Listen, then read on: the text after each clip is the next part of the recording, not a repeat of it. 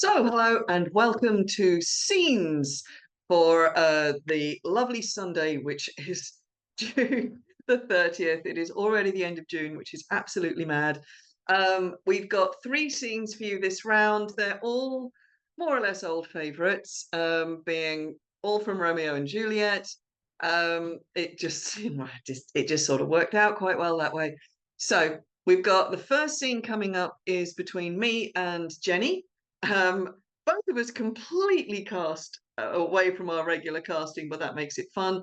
And we're going for an early scene between Romeo and Benvolio at the beginning part of the story when young Mr. Montague is horribly in love and really being a problem for everybody in his family. So here comes Jenny and me playing two young men trying to sort each other out. Good morrow, cousin. Is the day so young? But news struck 9. Ay me, sad hours seem long. Was that my father that went hence so fast? It was. What sadness lengthens Romeo's hours? Not having that, which having makes them short. In love? Out, Of love. out of her favour, where I am in love. Alas, that love so gentle in his view should be so tyrannous and rough in proof. Alas, that love, whose view is muffled still, should without eye see pathways to his will. Oh, where shall we dine? Oh, me. What fray was here? Yet tell me not, for I have heard it all. He has much to do with hate, but more with love. Why then, oh brawling love, oh loving hate, oh anything of nothing first created, oh heavy lightness, serious vanity, misshapen chaos of well-seeming forms, feather of lead, bright smoke, cold fire, sick health, still waking sleep that is not what it is. This love I feel, but feel no love in this. Dost thou not laugh? No, coz, I rather weep. Good heart, at what? At thy good heart's oppression. Why, such is love's transgression. Griefs of mine lie heavy in my breast, which thou wilt propagate to have it pressed with more of thine. This love that thou hast shown doth add more grief to too much of mine own. Love is a smoke made with the fume of sighs, being purged, a fire sparkling in lovers' eyes, being vexed, a sea nourished with loving tears. What is it else? A madness, most discreet, a choking gall, and a preserving sweet. Oh, farewell, my coz. Soft, I will go along, and if you leave me so, you do me wrong. Oh, tut, I have lost myself. I am not here. This is not Romeo. He's some other where. Tell me, in sadness, who is't you love? Oh, what shall I groan and tell thee? Groan, why no, but sadly tell me who. A sick man in sadness makes his will. A word ill urged to one that is so ill. In sadness, cousin, I do love a woman. I aimed so near when I supposed you loved. Now, right good mark, man. And she's fair, I love. Right fair mark, fair cuz, is soonest hit. Oh, well, in that hit, you miss. She'll not be hit with Cupid's arrow. She had Diana's wit. And in strong proof of chastity, well armed from love's weak, childish bow, she lives uncharmed. She will not stay the siege of loving terms, nor bid the encounter of assailing eyes, nor open her love to saint seducing gold. Oh, she is rich in beauty, only poor, and when she dies, with beauty dies her store. Then she hath sworn that she will still live chaste. But she hath, and in that sparing made huge waste. For beauty, starved with her severity, cuts beauty off from all posterity. She is too fair, too wise, wisely too fair, to merit bliss by making me despair. She hath forsworn to love, and in that vow do I live, dead that live to tell it now. Be ruled by me. Forget to think of her. Oh, teach me how I should forget to think. Giving liberty unto thine eyes, examine other beauty. Oh, 'tis the way to call hers exquisite, in question more. These happy masks that kiss fair ladies' brows, being black, puts us in mind they hide the fair. He that is stricken blind cannot forget the precious treasure of his eyesight lost. Show me a mistress that is passing fair.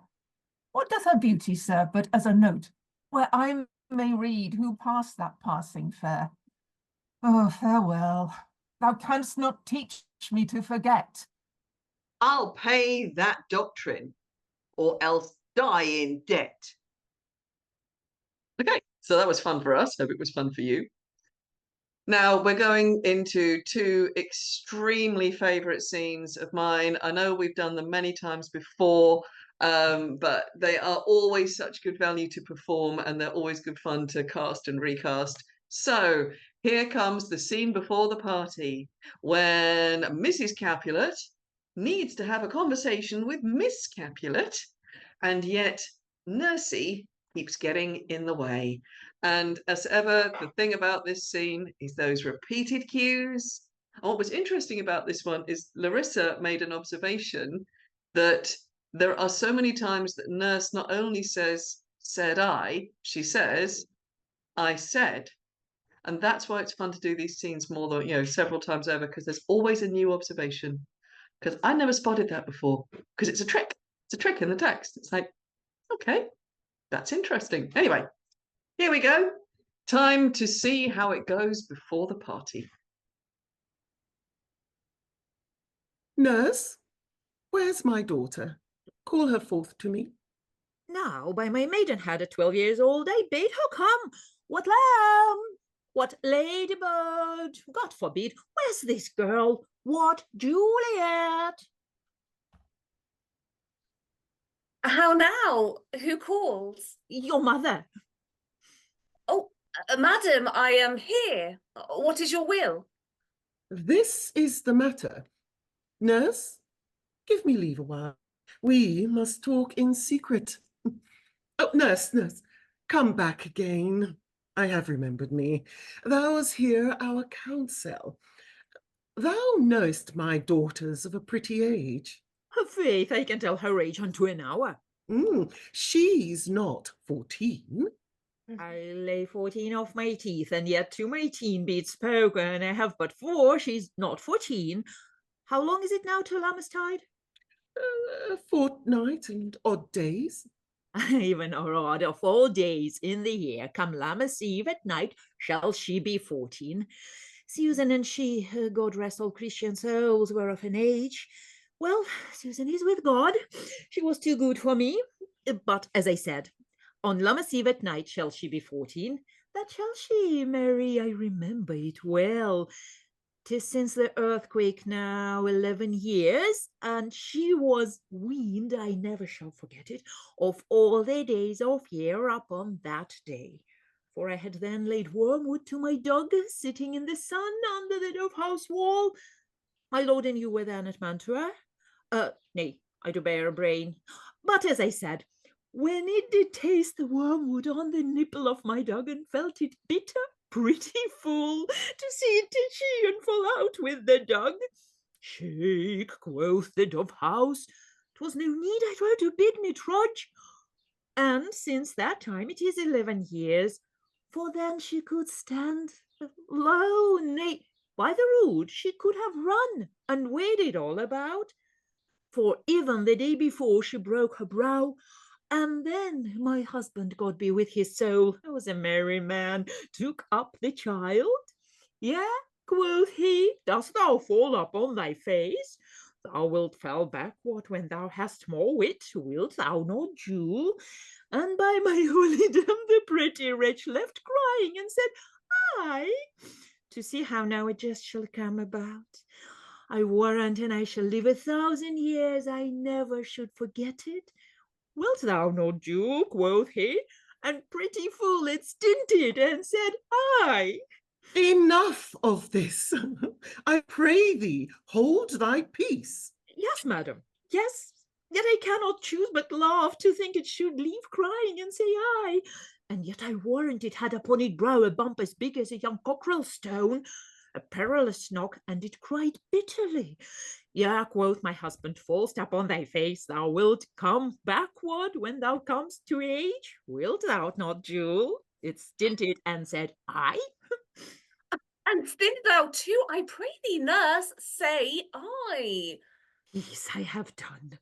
Good mug thee to his grace. Thou wast the prettiest babe that e'er I nursed, and I might live to see the married once. I have my wish. Marry, that marry is the very theme I came to talk of. Tell me, daughter Juliet, how stands your disposition to be married? Oh, it is an hour that I dream not of. An hour? Were I not thine only nurse, I would say thou hadst sucked wisdom from thy teat. Well, think of marriage now. Younger than you here in Verona, ladies of esteem are made already mothers. By my count, I was your mother much upon these years that you are now a maid. Thus then, in brief, the valiant Paris seeks you for his love. A man, young lady, such a man as all the world, why, he's a man of wax. Verona's summer hath not such a flower. Nay, he's a flower, in faith, a very flower.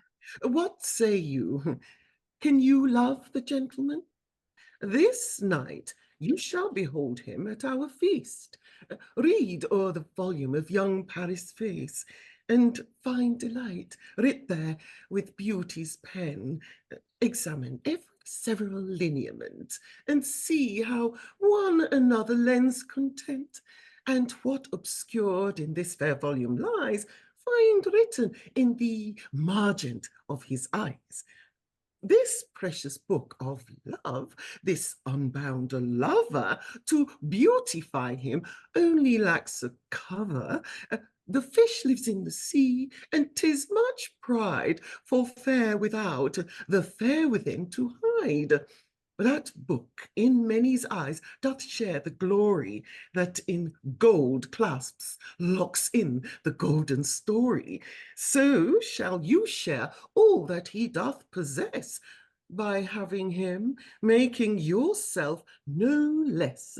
Oh, no less, nay, bigger. Women grow by men. Speak briefly. Can you like of Paris' love?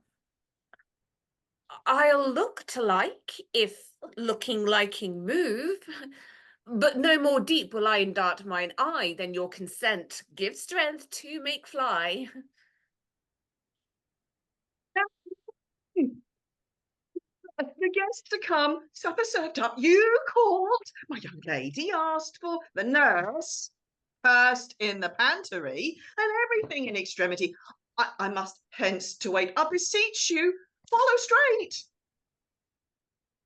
We follow thee. Juliet, the county stays. Go, girl, seek happy nights to happy days. And last scene for this round. It's another great favourite. We're bringing back Olga and Larissa as nurse and Juliet. And the only direction I gave them during this scene was have as much fun as you can.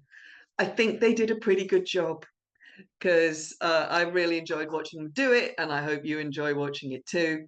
So here we go. This is what happens after the party.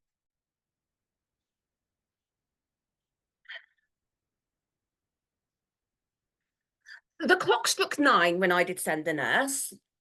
In half an hour she promised to return. Perchance she cannot meet him. That's not so. Oh, she is lame. Love's herald should be thought, which 10 times faster glides than the sun's beams, driving back shadows over lowering hills. Therefore, do nimble pinioned doves draw love, and therefore hath the wind swift Cupid wings. Now is the sun upon the highmost hill of this day's journey, and from 9 till 12 is 3 long hours. Yet she is not come. Had she affections and warm, youthful blood, she would be as swift in motion as a ball, and my words would bandy her to my sweet love and his to me. But old folks main feign as they were dead, unwieldy, slow, heavy, pale as lead. Oh God, she comes. Oh, honey nurse, what news? Hast thou met with him? Oh, send thy man away. Peter, stay at the gate. And now, good, sweet nurse. Oh Lord, why look'st thou sad? Though news be sad, yet tell them merrily. If good, thou shames the music of sweet news by playing it to me with so sour a face. I'm weary. Give me leave a while. Fie, how my bones ache. What a jaunt have I. I would thou hadst my bones and I thy news. Nay, come, I pray thee, speak. Good, good nurse, speak. Jesu, what haste! Can you not stay a while? Do you not see that I'm out of breath? How art thou out of breath when thou hadst breath to say to me that thou art out of breath? The excuse that thou dost make in this delay is longer than the tale thou dost excuse. Is thy news good or bad? Answer to that. Say either, and I'll stay the circumstance. Let me be satisfied. Is good or bad? Well, you have made a simple choice. You know not how to choose a man. Romeo. No, not he, though his face be better than any man's, yet his legs excels all man, and for a hand and a foot, though they be not be talked on, yet they past compare. He's not the flower of courtesy, but I'll warrant him as gentle as a lamb. Go thy ways, wench, serve God. What, have you dined at home? No, no. But all this did I know before. What says he of our marriage? What of that? Lord, how my head aches. What a head have I. It beats as it would fall in 20 pieces. Oh, my back on that side. Oh, my back, my back. Oh, beshrew your heart for sending me about to catch my death with jaunting up and down. Oh, I faith. I am sorry that thou art not well. Sweet, sweet, sweet nurse, tell me, what says my love? Your love says, like an honest gentleman, and a courteous, and a kind, and a handsome, as I warrant a virtuous. Where's your mother? Where is my mother? Why, she is within. Where should she be? Oh, how oddly thou appliest. Your love says like an honest gentleman. Where is your mother? Oh, God's lady dear, you are so hot. Mary, come up, I trow. Is this a poultice for my aching bones? Hands forward, do your messages yourself. Here's such a coil. Come, what says Romeo? Have you got leave to go to shrift today? I have. Then hie you hence to Friar Lawrence' cell. There stays a husband to make you a wife. Now comes the wanton blood up in your cheeks. They'll be in scarlet straight at any news. Hie you to church. I must another way to fetch a ladder by the which your love must climb a bird's nest soon when it is dark. I am the drudge and toil in your delight. Oh, but you shall hear the burthen soon at night. Go, I'll to dinner, hie you to the cell. Hie to high fortune, honest nurse.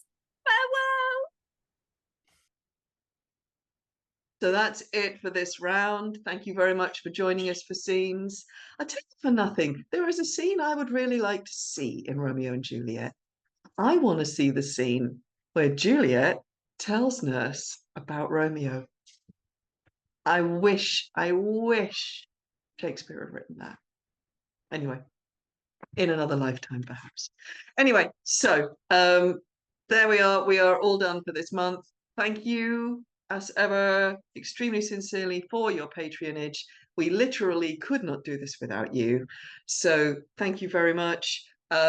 We look forward to entertaining you with another old favorite, Macbeth, in July. And until then, have a very good time. Enjoy the weather if you're able to. And we will see you next time for more scenes and more plays. Farewell.